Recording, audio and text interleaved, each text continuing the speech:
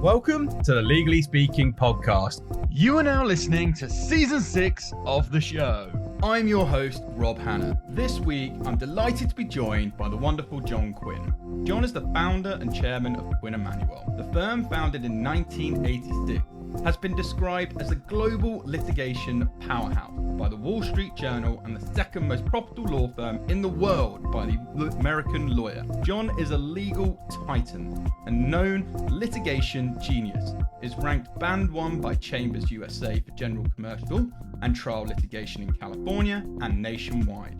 He is one of the top trial lawyers in the world. Awarded California Attorney of the Year 2009, John is twice named Transatlantic Law Firm Leader of the Year. He served as General Counsel to the Academy of Motion Pictures Arts and Sciences for 33 years, establishing copyright protection over the famous Oscar statuette. In 2016, he opened the Museum of the Broken Relationships as the co-founder of 𝐤𝐤𝐬𝐿, the one and only Michelin star sushi restaurant in Los Angeles. Wow. So a very, very warm welcome, John. Rob, I don't know. Was that me? That's so over the top. It's absolutely you. It's great to be here. Thank you. Thank you very much. It's an absolute honor to have you on the show. Before we dive into all of your wisdom and experiences to date, we do have a cheeky icebreaker question here on the Legally Speaking podcast, which is, okay, on the scale of 1 to 10, 10 being very real, what would you rate the hit TV series Suits in terms of its reality if you've seen it? Wow, I haven't seen it. I mean, is it any good? I honestly haven't seen this. I honestly have not seen this show. I'm sorry. No, well, based on that, you can give it a 0 because it would be unfair of you to give it any other if you haven't seen it. And let's move swiftly on. Yeah, I'm sorry I haven't. No worries. You've been busy being very successful and carving out a wonderful career, which what we're talking about today. So, John, would you mind just telling our listeners a bit about your background and your upbringing firstly? Well, I mean, I'm originally from Utah, a small town called Bountiful, just halfway between Salt Lake City and Ogden. And I graduated from high school there when I was 18 years old. Went to college in southern Utah at what's now called Claremont McKenna College, one of the Claremont colleges about 30 miles east of LA. And then I went to law school back at Harvard Law School, had my first job in New York at Cravath, Swaine & Moore. I was there for about 2.5 years, moved to LA, bounced around a little bit before finally got it right and started Quinn & Manuel January 1, 1986. And 1986 is also an amazing year because it was the year I was born, John. Just Great things happened in 87. Absolutely. So let's break it down a little bit and unpack it. So you studied at Harvard. When did your interest in litigation begin? Well, I think I was always interested in it. I don't know. I mean, I guess I'm somebody I'm kind of verbal. I like to talk. I like to argue. I like to write. And I like competition. And one way of looking at litigation is it's a competition in some ways. You have an adversary, and it's at the end of the day, there can be a winner and there can be a loser. So it's a bit like a sport, and I like that. But actually, I started at the Cravath firm doing corporate deal work.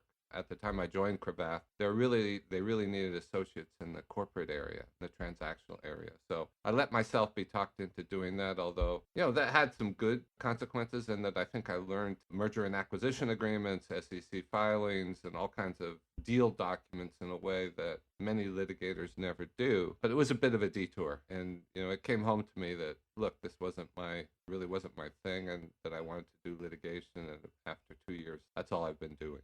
Absolutely. And as you mentioned, Quinn & Manuel, founded in 1986, I believe with 3 other lawyers in LA. And the firm now has around 29 offices, 4 continents, 11 countries, over 900 lawyers. What was your initial plan, and how did you plan to build and grow your law firm? Well, we now have 30 offices. Our newest office is in Berlin. We have 5 offices now in Germany, heritage of the Holy Roman Empire, very decentralized economy, and didn't become a united country until late 19th century. So that's kind of how you have to do things in Germany. I'm sorry, what was the question? But the plan. What was the plan? No, I mean the plan. The initial Rob, plan, yeah. The initial plan was not to starve. Yeah, I can relate. And keep the wolf from the door and food on the table. So that was the mindset. We really were trying to, stay busy.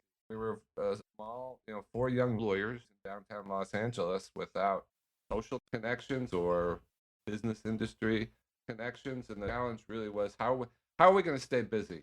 And there was no idea of some kind of vision like we're going to be an international law firm. I would have been, when we started the firm, if you had told me we would have been 25 lawyers in 20 years, I would have been amazed. Yeah, well, obviously through, no doubt, a lot of hard work and building up a stellar reputation, it has to be said. And you touched on it there, but we'd just love to dig a little bit deeper around the biggest challenges, because as you say, it's phenomenal where Quinn Emanuel sits today and what you've achieved and the firm's achieved. But there would have been challenges along the way. You touched on perhaps just getting some initial clients, getting some initial work. But as you sort of grew and were building out, what were some of your other challenges? Again, maybe trying to inspire other people who think, well, could I create a Quinn Emanuel myself? What would you say?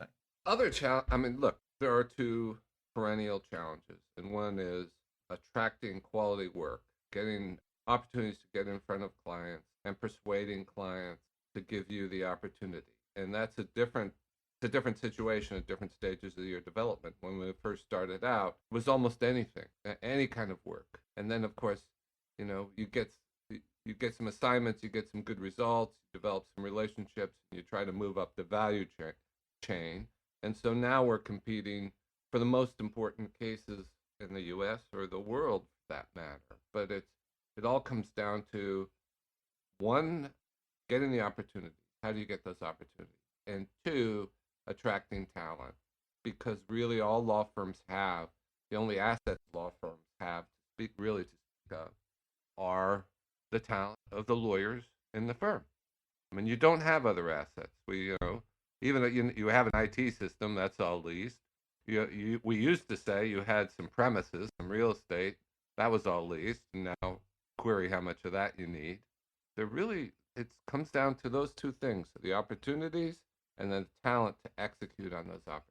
And I'm so pleased that you talked about talent, because it's so true. And I mean, I've been in the talent world for 15 years, supporting law firms with acquiring and retaining people, and it is so important.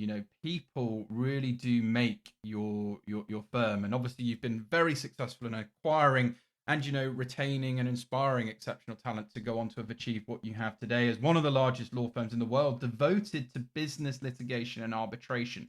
Can you explain why you chose to focus particularly around litigation and perhaps not follow the route of some of the bigger firms that tend to do a bit of everything? Well, when we started out, there were 4 of us, and we were litigators. We didn't have a deal lawyer. And as I said, our focus really was staying busy.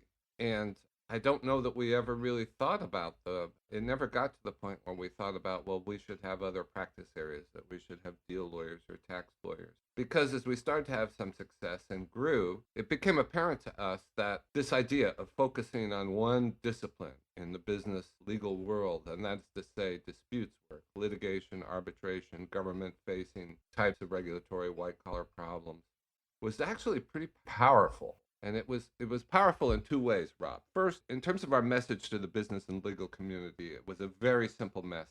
We're not trying to be all things to all people. Our message is we do one thing, and we're really good at that. See, I think that all the so full service firms, as they're sometimes referred to, that have all these different departments, the way they present themselves to the business and legal community is all pretty much the same, right? I mean, we have a great M&A practice, we have a great capital markets practice, we have great litigators, tax lawyers, trust and estates, you name it. We're great at all these things. We have them all. But they all say that. And so in that world, how do you distinguish yourself? What's the discriminator? I think it's harder to do that if you're a full-service firm. For us, our business model for us, our message is very simple. And then the other thing that I would say is that I think it's also a force for everybody to be doing the same type of work, although it might be trust work, securities work, patent litigation, whatever. Those are all different disciplines. But for everybody to be doing disputes work is a great force for cohesiveness within the firm, because the law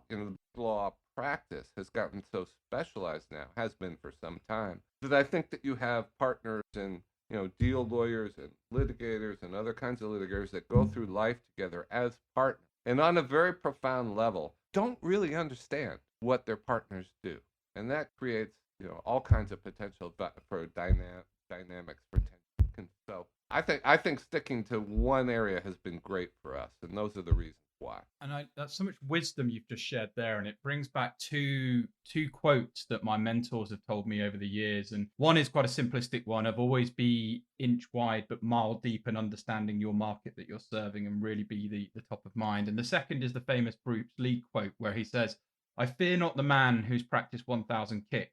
I fear the man who has practiced one kick 1,000 times." And I think that just mirrors exactly what you're saying there in terms of I like really that. understanding. I like that. Yeah, it's a really good quote, and it's really been imprinted in my head when you're looking to niche out. So, folks, if you're listening to this recording, rewind and re-listen to what John was educating you on there about really understanding where you want to focus and around client acquisition, and you'll be hugely successful. So, we also touched on the magic number 30. You mentioned you've been into Berlin, most recent, but you also recently expanded, I believe, into Saudi Arabia to capitalize on Vision 2030. So how do you ensure that the firm continues to evolve on this worldwide scale that you are ultimately creating? We've never had like a plan. I know these, many large firms, including especially British Magic Circle firm, are great at having plans. In 5 years, this is what we want to do. In 10 years, and that sort of thing. We've never had a plan. We've always been opportunistic. So eyes open to opportunities, whether it's talent or market or practice areas. And that's what we've always done. And I think that's what we'll continue to be. I mean, look, the world is a big place. The market for litigation services, I've seen estimates that it's like $200 billion globally. We only have a tiny, dinky fraction of that. So there's a lot of room for growth. And so I just think we have to have our eyes open for opportunities wherever it might be. The next great lawyer in New York, or, should we have an office in Tel Aviv or Taipei, or, name the world city where we aren't yet, Singapore. We don't have to do any of those things, and it will whether we do or not really will be the question about what is the talent that's available. And so, I mean, we have a saying that we should always know who the best litigators are in any big city in the world. We should always know who they are, because you never know. I mean, we could have clients that need help there. It may be an important contact in a relationship. And then sometimes those relationships evolve to the conversation of, should we join forces? Should we should you join our firm? I'm loving this conversation. There's so much wisdom that you're sharing, and just bringing out my thoughts and through my journey in terms of, contacts are good, but relationships pay. And what you've said there about knowing who they are and doubling down on those relationships and nurturing and fostering them. I love your curiosity, your growth mindset, and not only a wonderful lawyer, but that entrepreneurial sort of curiosity. And, your thoughts, maybe I heard the other day, collaboration is domination. And so many people worried about competition, where reality is if your products and services are good enough, there'll be enough for you to go around. So you absolutely love what you shared there. And I guess we have to talk about, I'm probably a little bit bored of talking about the topic because I'm in the talent space day to day, but we need to ask you the question, John, because we have gone through a pandemic. Many law firms have now adopted a work from home or work from anywhere policy. What is your opinion? Should lawyers be allowed to work remotely or be in the office? Yeah, you're right. It's a super boring topic. Look, I mean, we made an announcement sometime 6 months, maybe it's more ago, that we're indefinitely work from anywhere. Those who want to come in the office should come in the office, and we should have an attractive office experience for those who want to be in the office. And that means, look, nobody wants to. There are people who want to be in the office, but it's not going to be great. They go to the office and they're the only person on their floor. So this involves making it attractive to be there so that you have a nucleus of people in the office. And in some places, that'll mean giving up office space, which, by the way, saves money. In LA, we've given up 3 floors. In San Francisco, we've given up a floor. It's very much, city by city, what the culture is of people coming in or not coming in. But there should be an opportunity to work in the office. A lot of people don't want to be home alone, or, they want that environment. But it should also be possible for people who, want to work remotely from some, beach somewhere, or maybe they're living in Boise, Idaho, or Park City, Utah. We have, by the way, 3 partners who during the pandemic moved to Park City, Utah, and I don't know if they're leaving or not, or wherever. And by the way, I mean, we think this is a great recruiting opportunity for us, because there can be some great lawyers in, cities where we don't have physical offices, who we think would be great additions to the firm. And this policy makes it possible for us to recruit them. and give them, give us a chance to work together. So that's about all I have to say about that boring. But I think it's great, and I love how you offer the blend of both. Time for a short break from the show. Are you looking for a way to get your firm working more efficiently and profitably while ensuring a better work-life balance for your team? Well, if you haven't considered our sponsor 𝐞𝐥𝐬𝐿, I'm here to strongly recommend that you do.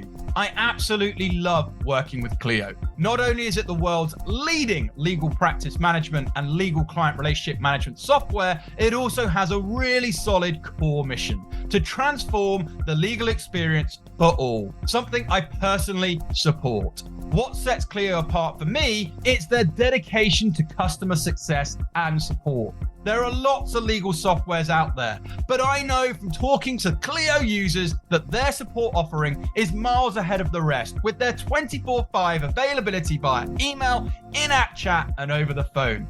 Yes, you can actually call in and speak to someone. 𝐞𝐥𝐬𝐿 is also the G2 crowd leader in legal practice management, in comparison to 130 legal practice management softwares, and has been for the last 14 consecutive quarters. G2 Crowd is the world's leading business solutions review website. You can check 𝐞𝐥𝐬𝐿's full list of features and pricing at www.𝐞𝐥𝐬𝐿.com/legally-speaking. That's www.cio.com/legally-speaking. Now back to the show. But maybe stepping away from Quinn Emanuel just for a minute, because I did mention in the intro, you were also General Counsel to the Academy of Motion Picture Arts and Sciences for 33 years. So can you explain more to our listeners about what that role involved and the type of work you were getting up to there? Well, the Academy of Motion Picture Arts and Sciences is a wonderful organization that's best known as putting on the Oscars show, where the achievements in motion pictures are awarded every year, and it's a show that's ultimately seen by about 1 billion people. But the Academy does many other things. It supports film festivals, it supports film preservation, it supports student films. It does a lot of things to promote the art and the sciences of motion pictures. And now, as of, I'm going to say a year ago, it finally has a museum for motion pictures in Los Angeles. People come from all over the world to LA and they want to see Hollywood. They want to learn about Hollywood and the history of film. And they go to Hollywood and they find out it's this tawdry boulevard, with sketchy people. And there's no place that you could go and learn about the history of film and the history of Hollywood and motion picture production, which is kind of an amazing fact. It's amazing that it was never done before. But the Academy has finally opened a museum. It was over, I think, a $400 million project. It took about a decade, and there's a wonderful museum that you can go to, and it's a separate foundation, but it was funded and overseen by the Academy. I'd encourage anybody who has an interest in film or visiting Los Angeles and wondering what are the best things to do, I'd encourage them to go to the Museum of Motion Pictures. Well, when I'm over, John, I'm definitely going to ensure I do that. I'm well overdue a US trip with all of this pandemic. So when I'm there, I'll definitely make sure I check it out and also reach out. So, John, documented as a legal legend, litigation star, looking back at your career, undoubtedly there's a number of notable cases, and I'm not going to pin you down to your favorite one. By all means, you're welcome to share. But I would like to ask the question of, you're back to ground zero right now. You only have one tool in your top toolbox. What is that one skill, that one tool that you could not lose that would enable you to be as fierce, successful, competitive lawyer? And I appreciate there'll be a combination of skills, but what's that one tool that you would not want to lose that's enabled your success? That's easy. Grit. Grit. Grit. There are no Einsteins in the legal world. No matter what people tell you, the news stories you read about, charismatic trial lawyers and geniuses, it's mostly Look, practicing law at the highest level is a labor-intensive, time-intensive exercise. There are no shortcuts. You have to have grit. You have to have that fire in the belly and that thirst for winning. And I guess that segues quite nicely on because to talk a bit more about some of the clients. So, Law Dragon 500 describes you as one of the nation's most fearless litigators, having litigated for huge companies, Samsung, Nestle, the list goes on and on and on. And you obviously mentioned grit there, but how have you dealt with the pressure of some of those cases on top of having that grit? Anything else that you've done or strategically that you could share? Pressure is a thing. It's a damn good question. One thing, as I've gotten older, I've been able to handle it better. When I was young, I remember my first jury trial when we were involved in jury selection. You actually talk to the jurors, and you're trying to suss out what people think and whether they might be good for your case or not so good. And my partner told me I was shaking like a leaf. And I don't think I do that anymore, but it's extremely stressful. That some people say, I've read that the thing that people fear the most is public speaking. Many people. Just getting up in front of people and speaking is a hard thing to do. I would say the single best thing for me is getting exercise and working out. That's one thing that always repays. I will, before a court day, if I possibly can, get up in the morning and run or swim, or do something. Do that at the end of the day and try to make sure that I get some exercise every single day. That, obviously it's good for your health, makes you feel good physically, makes you feel good mentally, and kind of eliminates some amount of that anxiety. Doesn't go away altogether, but it helps. I love that. And again, there's so many great nuggets there. I remember the Billie Jean King quote where, pressure is a privilege, but also I remember somebody else telling me about health, and it's so important. If you don't make time for your health now, then you're sure as hell going to have to make time for your health in your later years because it's going to catch up on you. So I think, again, so true what you share in terms of, everyone's busy, everyone's got pressure, but you've got to make sure that you look after yourself because you can't pour from an empty cup. And John, not only do you stay as one of these high profile legal phenomenons, but you're also embracing this new digital world that we're in and community and getting out there. And I'm referencing, obviously, you having your own YouTube channel, but you've also got your own podcast, which is super successful, Law Disrupted. So what is your podcast all about? What are the types of guests you have on the show? Tell us more. Wow. I really enjoy doing the podcast. I like interviewing, and I have people on who interest me, and we try to stay on topic, on theme about the law, cutting edge developments, things that are really interesting. Early on, I did one on legal issues as they pertain to NFTs. Recently did one in the wake of the U.S. Supreme Court decision on gun control. What's the status of gun control now? We did one on what are the legal challenges on automated driving? Why is this taking so long? What are the issues there? Human rights. Shortly going to be doing one with, the 𝐞𝐥𝐬𝐿, the attorney for Johnny Depp in that case, who's a really interesting person. So the idea is not to bore, have interesting people, and have a discussion that I would like doing. And that's how I look at it. It's a discussion, a conversation that I enjoy. It just happens to be recorded and shared.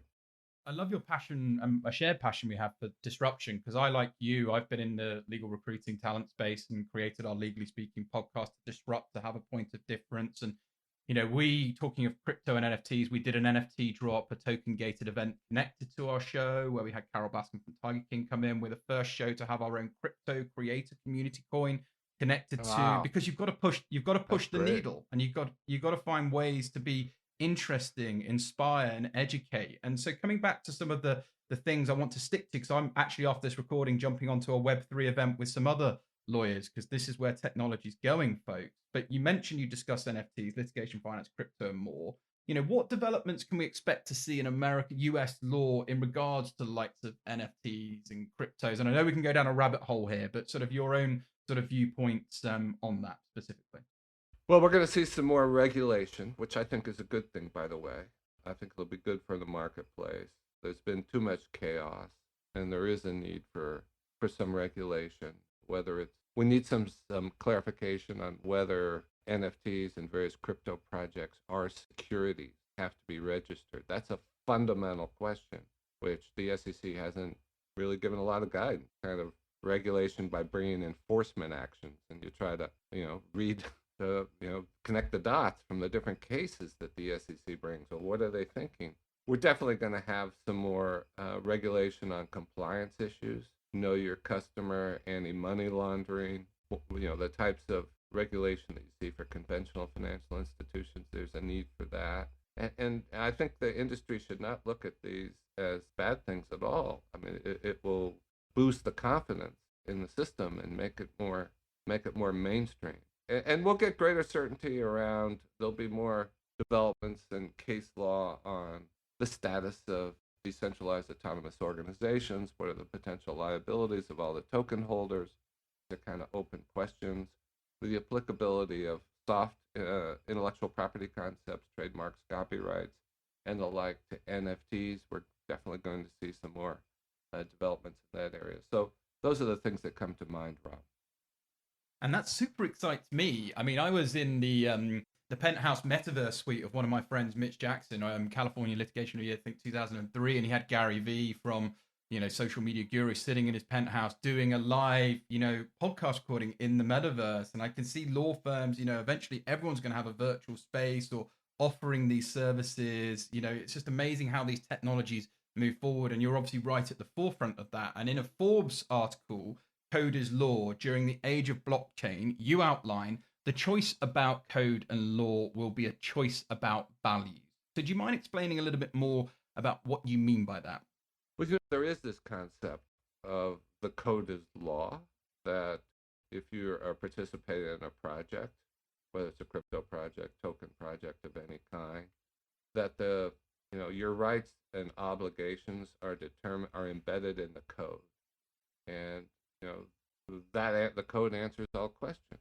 And I think that's sort of the strong view, the hard view of that. But I think we've seen that that doesn't necessarily, there are social values of different kinds that ultimately need to be taken into account. There is this, you remember that there was the Ethereum, where there was the fork, when there was a hack on Ethereum early on. And, hack is a loaded term. I mean, if code is law, that's not a hack, right? It's the code permitted what that person did. You could empty the account. And so by that view, code is law. What that person did is totally legit.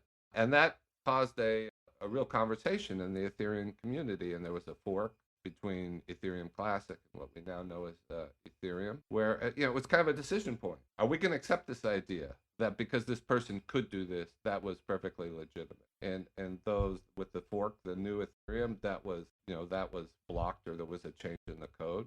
Those believe that no, that's not okay if you do that. And we're seeing that in cases now, where there's a case in Canada where there was again, I'll use the pejorative, not a hacker. The code permitted me to do what I did. That's basically his defense in the case. I was a participant in this project, and I played by the project's rules, and I got rich by the project's rules. So it's not don't blame me. And it's great that, because you also touch on that values point connected to that as well as sort of the the way you look at that. And it's great that you touched on DAOs. We don't have a great amount of time to talk about DAOs, but folks, I would strongly encourage you to look at them. I personally am a big believer in DAOs and think there's a future there for them, or there's a lot of legal questions and concerns around that. And just with the Ethereum point, I'm sure there were lots of Solana fans and Polygon fans at that time probably quite happy with all the competition that's going on in that space. But let's park crypto and the future, as excited as I am about that space and very much in it. You are an avid hiker, mountain climber. You've also completed an Ironman triathlon world champion in Hawaii, which just sounds incredibly hot. Can you tell us how you did manage to balance the work with the leisure time? You mentioned it's important to your health, but people will be listening to this, looking at your credentials, what you've achieved, and how is that possible? So how did you actually strike the right balance to enable you to do all those things? I don't know if I did strike the right balance.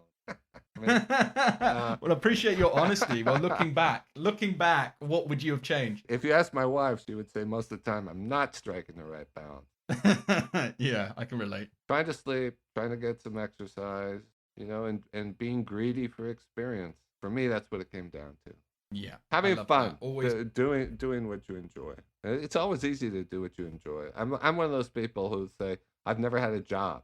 At least I haven't had a job since college when I, flipped pancakes in the student cafeteria. This is not a job. I do what I enjoy. I love it. But I love your curiosity and always openness to learn, because obviously you already will have a wealth of knowledge, but there always seems that curiosity and willingness to experiment and learn new things. So Quinn Emanuel, back to Quinn Emanuel, has been appointed as counsel by the Ministry of Justice of Ukraine in respect of their interstate proceedings being brought by Ukraine against the Russian Federation. Can you tell us more about that appointment, if possible? Well, we've represented Ukraine for several years in different matters. We've represented Ukraine against the Russian Federation in commercial matters, and we're very proud that they turned to us for this matter, which is a pro bono engagement in the European Court of Human Rights in Strasbourg. It's being run out of our London office. It's the two partners running it are 𝐤𝐤𝐬𝐿 and 𝐥𝐢𝐬𝐬𝐿, and it's obviously a major undertaking, but one we're very proud to be involved in. Absolutely, and we absolutely support that here on the Legally Speaking podcast. And John, it was always going to be impossible to get so much of what you've achieved and what you've done into such a short time frame that we have today. But before I look to close, what advice would you give to those who are interested in pursuing a career in litigation? You've obviously talked a lot about grit. You've talked a lot about mindset. Imagine to inspire the next generation of people you would want working, let's say, within Quinn Emanuel. What would you say to them if they are really looking to pursue a career specifically in litigation? Well, I think it's almost like a calling, the way I look at it. It's a career that chooses you rather than you choose it. If you are, I talked to you about some of the things that I find attractive about litigation. If you're uncomfortable with conflict, if you're not verbally inclined, if you're really more of a quant, and if you don't really like competition and you don't like working hard, it's not a career for you. There are other things that you'll enjoy doing, but probably not litigation. But if you enjoy doing those things, then there's enormous opportunity. There's always going to be disputes as the world changes, as technology changes, the nature of the disputes change. So everything that you see in society plays out in the world of litigation, and we get to be a part of all that. So I think it's a great career, and if you have the opportunity to pursue it with passion and diligence, because that's the only way to do it and be successful. And there's such great advice before we look to close, and it's so true. And making sure you stay informed with the news and where the world is going, because the reality is there's going to be some law connected in and around that. And I'm super excited with this new ways of technologies we've got now and in the future, and there's so much opportunity for folks down the line. So John, if our listeners, which I'm sure they will, would like to learn more about Quinn Emanuel, your journey, or your podcast, what's the best way for them to perhaps get in contact? Feel free to shout out any social media or web links. We'll also share them with this episode for you too. Well, the firm has a website at www.quinnemanuel.com. My podcast, Law Disrupted, is at www.law-disrupted.fm. It's available on all major streaming platforms. My own personal website is at www.johnbquinn.com, and I'm also on Twitter at JBQLaw. And my email address is johnquinn@Quinn Emanuel. Always happy to respond to questions and queries. Well, John, thank you so much. Been an absolute honor and pleasure having you on the show. And it seems almost silly that I should say this, wishing you lots of continued success with your career, given how much you've already achieved and what you've done. But I know you every day is sort of you're wanting to grow. So from all of us on the show, thanks, an absolute mission. But for now, over and out.